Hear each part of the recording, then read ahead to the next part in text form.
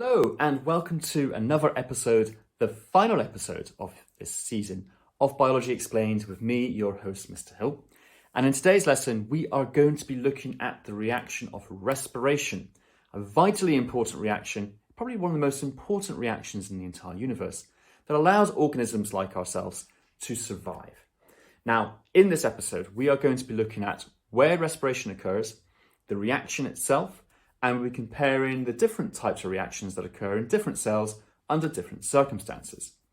Now, this is the final key area of Unit 1 of the National 5 Biology course here in Scotland, but this episode is equally as applicable to respiration studied at GCSE or any other course aimed at the 14 to 16-year-old biology level. So wherever you are in the world, please do stay tuned in, and I'm sure this will be very useful to you. Now, if you like this video, please do hit that like button, subscribe, and do share this with your friends and family who are also studying biology so that they can also benefit from the revision tips, tricks, and all the information that I'm able to present to you in this episode today. Okay, so without further ado, let's make a start by looking at the reaction of respiration. So in the first part of this episode, we are going to be looking at the general reaction for respiration, as well as a little introduction as to where exactly all this happens. Now, respiration is a reaction, and it occurs in all cells of the human body and indeed of any organism. It's an extremely important reaction because it provides the energy that the cell then needs to use to survive, to make proteins, to react to its environment. And so this reaction quite literally is the most important reaction that we're going to study. Now, a misconception some students have is that breathing is respiration. That respiration is the breathing of oxygen in and out the body. And I can see where that comes from because we call the lungs and the breathing system the respiratory system. So it's quite it's quite an easy mistake to make to think that respiration is something that only occurs in the lungs. But remember, this is a reaction that occurs in all cells. And in this episode, we're going to look at some detail as to where exactly they happen. But to start off with, let's have a look at the general equation of this reaction. So we're going to look at the reactants. These are the molecules that go into the reaction. And then we'll look at the products. These are the molecules that are produced in the reaction. So let's start with the reactants then. For this reaction to occur, we are going to need glucose, which is a type of sugar. We know that because it ends in O's, O-S-E. And for aerobic respiration, we are going to need oxygen. Okay, now aerobic means with air, with oxygen to be specific. So these are our reactants then. We get the glucose from our food and we get oxygen from breathing it in through our lungs. Now the products of respiration are as follows. We have carbon dioxide, which I'm just going to write shorthand here. We have water, which I'm going to write shorthand here. And we also have this molecule known as ATP. And this ATP molecule is going to provide the energy for our cells to work. And we'll look into what ATP is in a little bit more detail in a couple of parts coming up. So that's the reaction then for aerobic respiration. We have glucose plus oxygen, giving us carbon dioxide, water, and ATP. And it's ATP, that is what we want from this reaction. The CO2 and the water are byproducts. Now, there are two steps in the respiration reaction that you need to know for your National 5. And so we're going to look now as to where these two stages occur. The first stage is going to occur in the cytoplasm of the cell. And then the second stage is going to occur inside the mitochondria, which, as I'm sure you will remember from episode 1, is the site of aerobic respiration. And that's the second part of this reaction. So in the next part of this video then, we're going to look at what happens at step 1 and at step 2. So now that we've seen the general reaction for respiration, it's time to delve just a little bit deeper and to look at the two stages that are involved in this process. So as you can see on the screen, I have zoomed a little bit closer into our animal cell model, and we have two stages of the reaction on show. We have stage 1 here, that's in the cytoplasm, and then we have stage 2, which is here in the mitochondria. So let's now have a look at exactly what's happening at each stage.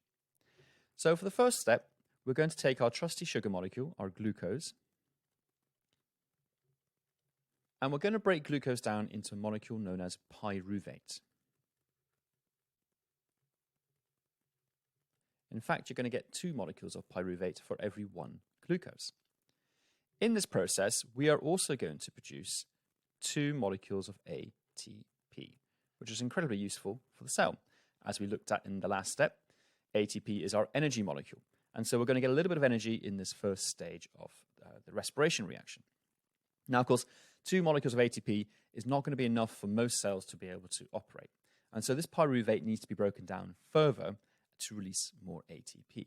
And that's where the second stage comes in. But before we move on to that, let's just name this first stage.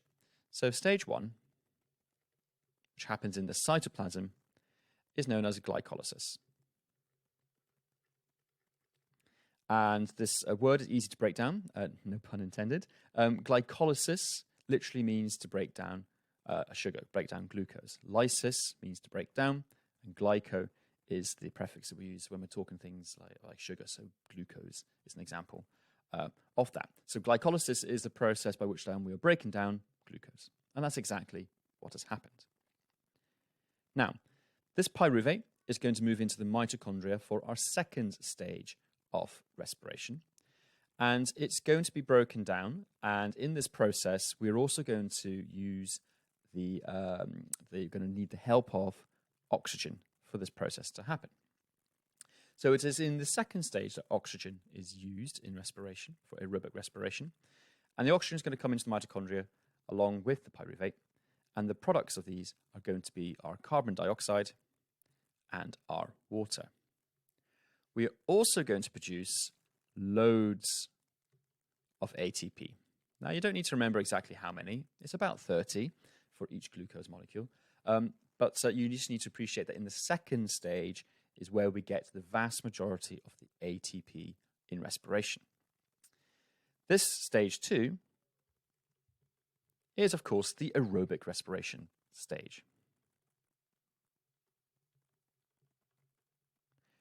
Aerobic because it uses oxygen.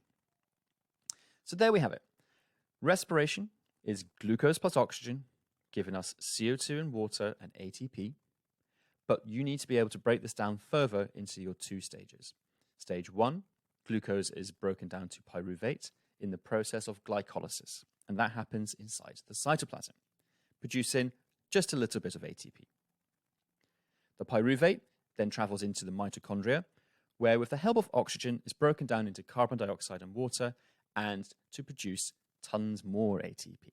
And that's where the vast majority of ATP is produced in that second stage, which is known as aerobic respiration. Okay, so in our next part of the episode, we are going to look a little bit more on what ATP actually is and how it's useful. So now we're going to have a look at what ATP actually is and why it's so important that cells have it. Now, ATP stands for adenine triphosphate. Now, you may have heard of the word adenine before. In fact, if you go back to our DNA and protein synthesis lesson, you would see that adenine is a base. And so it is a molecule that has more than one role in biology. But the ATP, adenine triphosphate, is a molecule where you've got your adenine and you've got 3 phosphates. That's where the T comes from, triphosphate. And these phosphate bonds, which you can see on the screen are the circles bonded to each other, have a lot of energy. Okay, when you break these bonds, you're going to release quite a lot of energy. And that energy is transferred to whatever the cell needs to happen. So it might be, for example, needed to make new genes or make proteins, or for actively transporting molecules into or out of the cell. And so the ATP molecule is really handy to have. It's like cash for the cell. It's a currency, an energy currency that the cell is going to spend in order for processes to occur. Now, ATP has 3 phosphates. And when you break off one of these phosphates, you are going to be releasing lots of energy. So if I have my ATP here, and I break off this molecule here of phosphate, what I'm going to produce is lots of energy. Okay? And when I do that, what I've done is I have created a different molecule, ADP, adenine diphosphate, di meaning two. I've got my adenine here, and I've got two phosphates. And the phosphate that I've just cut off is running loose here. And we can call that, we sometimes see it written down as just PI. And so when we go from ATP to ADP, what we're doing is that we are releasing energy for the cell to use in whatever it needs to do to survive. Now, in the process of respiration, we are making ATP. And what we're actually doing is that we're using the chemistry of the respiration reaction to convert ADP back to ATP. And when we do that, we're actually using some energy. Okay? And so what we're doing in respiration, we are taking our ADP and we're making ATPs again, and we're taking advantage of the glucose and the respiration chain for that to happen. We then have our bank of ATP currency that the cell is then going to use to break down back to ADP, and in that process, release energy for the cell to survive. Okay? So you don't need to remember what ATP and ADP stand for, just the abbreviations are fine. But remember, when it goes from an ATP to an ADP, it is releasing energy. And that's the whole point of respiration, to make these ATP molecules for the cell to spend.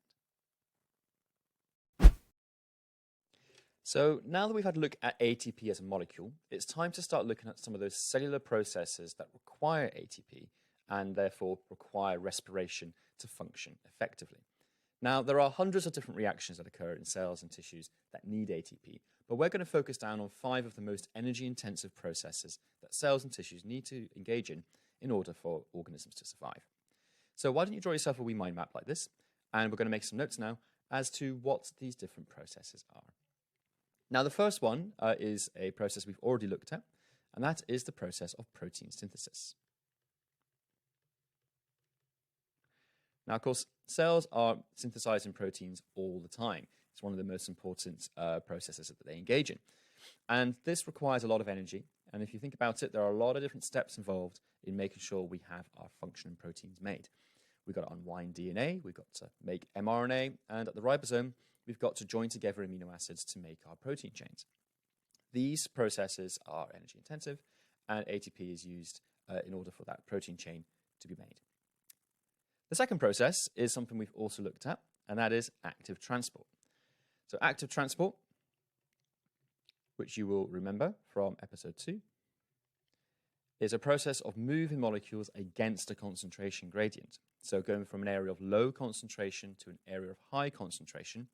And for that to happen, you're going to need protein channels in your membrane that need to be opened and actively pump in the molecules against that concentration gradient. And so, once again, ATP is needed for that to happen. The third process, which we'll look at in Season 2 when we look at multicellular organisms, is cell division. So when a cell is ready to divide, it is going to have to do quite a few things. It's going to have to duplicate DNA. It's going to have to duplicate some organelles. And of course, the process itself is going to be shuffling chromosomes around and eventually making new membranes. So all of this is energy intensive, and so ATP is required for this process. The last 2 processes are those processes that occur more on a tissue level. The first one is nerve impulses. Okay, so again, in Unit 2, we'll have a look a little bit about how nerves function, although we won't go into too much detail unless you go on to do higher biology. But in order to send an electrical signal down a nerve, you're going to have to pump ions across the membrane, positive and negatively charged ions across the membrane. And by doing so, it allows the electrical signal to shift down the cell. This requires a lot of energy to maintain, and if you think about it, our nerves are always firing, okay? We're always thinking, moving, and controlling our bodies. And so this process is quite an energy-intensive process. The final energy-intensive process that occurs at a tissue level is muscle contraction. Okay? And strictly speaking, it's the relaxation of muscles that requires the ATP. So when you can contract a muscle, it needs to be uncontracted, okay, relaxed, and the fibers in your muscles need to disengage. And for that to happen, we need ATP. And again, if you think about it, we're always moving and we're always functioning. Our muscles are always working. And so we need to have a lot of energy for that to occur. So a lot of ATP is going to be needed for muscle contraction. And indeed, those last two tissue processes, nerve impulses and muscle contraction, gives you a clue as to which sort of cells you're going to find lots of mitochondria. Okay, so in brain cells and nerve cells, because we are always firing electrical signals, we're going to need lots of mitochondria to make lots of ATP. And in muscle tissue, we have lots of mitochondria shared between muscle cells in order for the ATP to be produced so that muscles can contract properly. So there we have it. This is why respiration is so important. We're now going to have a look at different types of respiration when oxygen is not so readily available. So far we have been focusing on aerobic respiration, the type of respiration that occurs when there's plenty of oxygen around. And this type of respiration produces tons of ATP for the cells to be able to function properly. Now, there will be times where cells find themselves in circumstances where there are perhaps less oxygen available, or they're already working at their highest rate they can with the oxygen that they've got. And so if they need to make any more ATP, they need to refer to anaerobic respiration. An is a prefix that we use to mean without, just like a as well. So anaerobic respiration is the type of respiration that occurs without oxygen. And we're going to look now at the different reactions that are classified as anaerobic. Now, they are different according to the type of cell that you're looking at. So we've got animal cells, and we've got plants and fungi, and indeed bacteria, which respire anaerobically in different ways. Now, in National 5, you tend to find anaerobic respiration being called fermentation. And this is another term that we use to describe this type of reaction. So they are interchangeable, but fermentation is the term you're more likely to see when you are reading any questions related to this topic. So let's start now by looking at what happens in the animal cell when there's no oxygen or not enough oxygen present to respire. Now, I've got our zoomed in cell like we had before. We've got our cytoplasm and we've got a mitochondria. And the reason why I put the mitochondria here is to highlight the fact that actually the mitochondria is not used at all. Okay, so a common misconception is that mitochondria is used in fermentation, and it is not. Okay, so we're not going to be using the mitochondria. Instead, anaerobic respiration or fermentation is occurring exclusively in the cytoplasm. So, as before, we're going to start with glucose. And glucose is going to break down into pyruvate, just like before. But because there's not any oxygen present, it can't then go into the mitochondria and then break down completely. So instead, the pyruvate is going to be converted into something known as lactic acid. And in this process, we get our 2-ATP. Okay? We're not going to get any more. This lactic acid is a bit of a problem, okay? So it can cause fatigue in tissues and cramps in tissues. So this is the sort of feeling you get if you've been exercising for a lot. And this lactic acid does need to be cleared at some point. But that's just the fermentation in animals. Glucose is converted to pyruvate, which is converted to lactic acid, and you are releasing a small amount of ATP there. Now, in plants, fungi, and bacteria, it is a little bit different. So let's have a look now at this reaction. Once again, though, no mitochondria is used in this process, so we're going to only focus on the cytoplasm. And just like all other respiration processes, we're going to begin with glucose. And that glucose is going to be converted into pyruvate, just like before. Only this time, this pyruvate is going to be broken down into ethanol and carbon dioxide. Okay, so not lactic acid in plants, fungi, and bacteria. So this ethanol and CO2 then is actually quite useful to humans. We've made use of this economically and culturally. The ethanol is used to produce alcohols like beer and wine. And of course, the carbon dioxide produced is very useful for when we're baking breads. Okay, so we rely on the fermentation reactions in plants and animals, in plants and fungi, to make a lot of food products that we enjoy. So fermentation then is an anaerobic process that does not use oxygen and occurs exclusively in the cytoplasm. The products of anaerobic respiration are different in different types of cells, animals, plants, and fungi. but they do produce a small amount of ATP, and in both circumstances, it's your 2 here. Nowhere near as much as we do in aerobic respiration. Okay, so we're going to finish the content stage of this episode by making a comparison between the types of respiration. So we'll see you in a moment. So we're going to end the content stage of this episode by making a comparison between the types of respiration we've looked at today, the aerobic respiration and the anaerobic respiration or fermentation reactions. Now, it's important that we do a comparative because more often than not, you're going to be asked in your exams to make some sort of comparison between the types of respiration. So it's good practice to revise and to summarize the key facts, the key similarities and the key differences between these types of respiration. So why don't you go ahead and sketch yourself down a table much in the same way that I've got. And when you're ready, continue the video and we'll fill in the gaps. So let's start then by looking at oxygen, if it's present or not in our aerobic respiration and anaerobic respiration. Well, the clue's in the name. Aerobic respiration does use oxygen, and anaerobic respiration, because it has that an on it, means without, it does not need oxygen for it to happen. Next is glucose broken down. Well, glucose is only completely broken down in aerobic respiration. So we can say yes here, and for here we can say incomplete, because we're not getting the full ATP load from anaerobic respiration, because glucose is not broken down completely in the process. Locations. Well, aerobic respiration starts in the cytoplasm with glycolysis and ends in the mitochondria. So we can put both spaces there, whereas fermentation occurs in the cytoplasm only. Next, ATP produced. Now, you don't need to recall the specific numbers, but so you need to know which one has more than the other. Aerobic respiration produces lots of ATP, and it's a net total of about 32. Whereas anaerobic respiration or fermentation produces fewer. Okay, and it's only 2 ATP in total. So as you can see, aerobic respiration is much more efficient, much more effective at making the ATP molecules. Finally, what are the byproducts and other products of these reactions?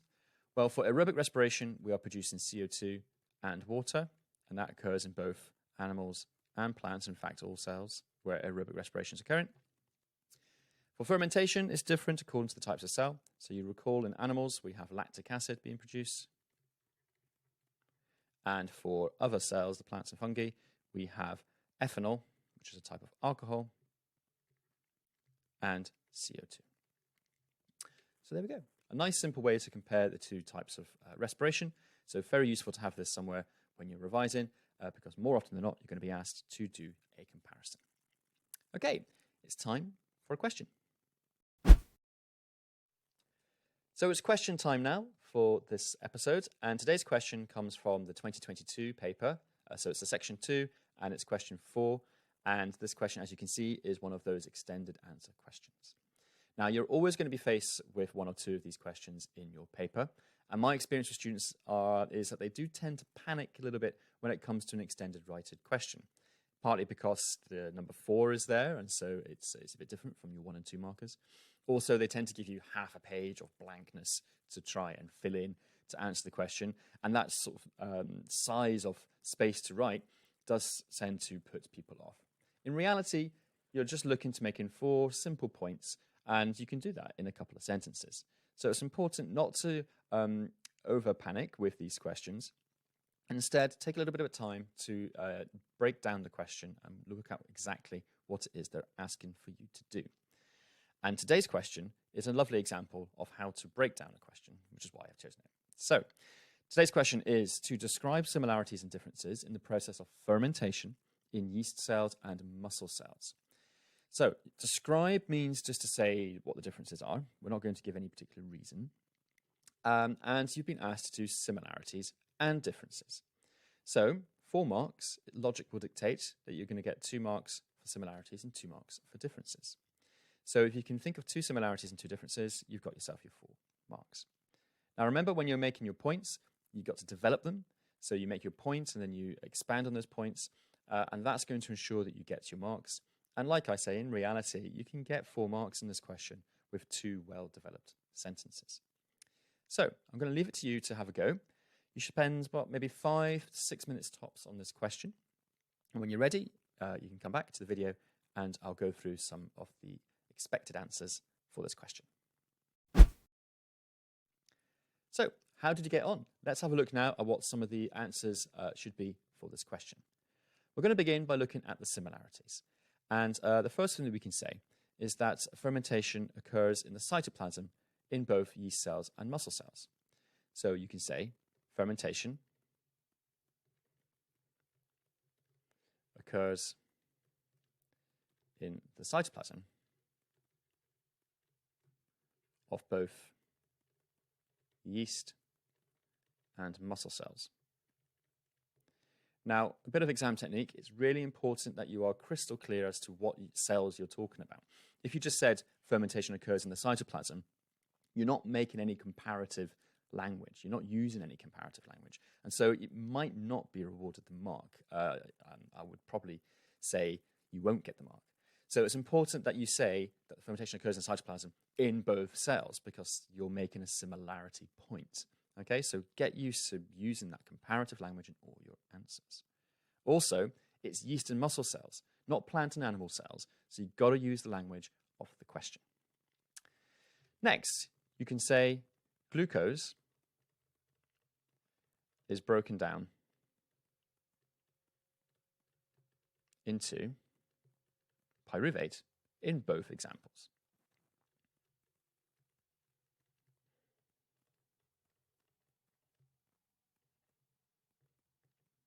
Okay. Again, be crystal clear that you're saying that in both yeast and animal cells, glucose is broken down into pyruvate.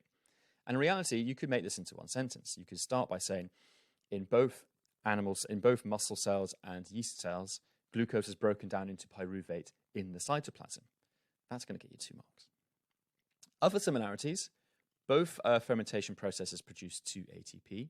Both are enzyme controlled with the same type of enzymes. And both do not require oxygen to occur.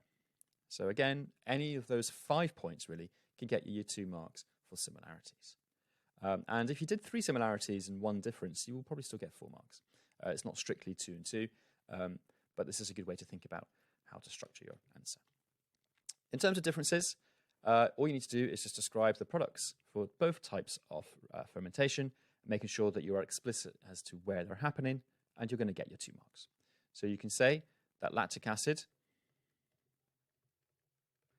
is the product in muscle cells, whereas ethanol and CO2 are the products in yeast cells.